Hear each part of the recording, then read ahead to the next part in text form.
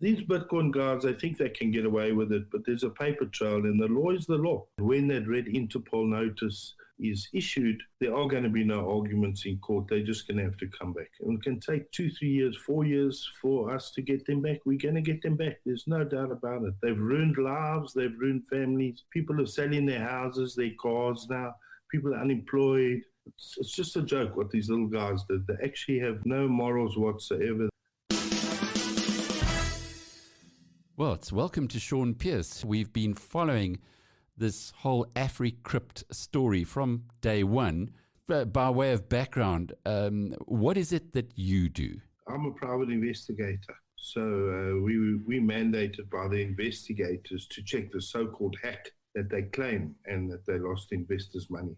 As soon as they sent that letter out stating that they had been hacked, and people mustn't panic, investors came to us and we jumped on it immediately. And what do you do in a case like that? How do you start investigating something which really is pretty complex, I guess, when one thinks about the whole cryptocurrency world?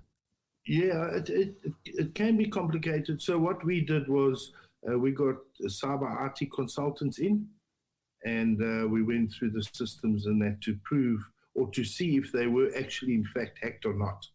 And we proved that they weren't hacked. This was just a scam or exit strategy or whatever you want to call it. There's a lot of hype about it all over the world and people are calling it all sorts of things, but we believe this was a scam.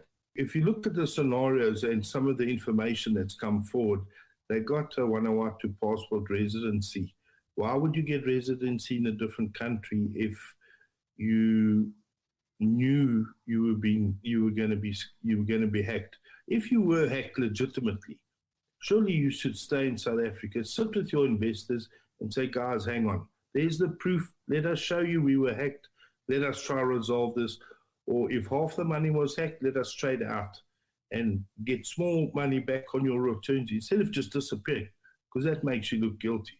So it's that simple. They claim to have their system hacked, but actually they took the money and left the country. How do you do that, though? Surely there's exchange control and other issues to be aware of.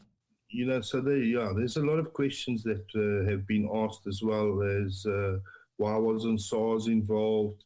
What about your KYC, know your client document? Why didn't the bank jump on all these large amounts, these transactions going through their account? We've got some of the bank accounts and it's crazy, the flow of money in and out. And why weren't the authorities alerted? That's the next big question that's going to come.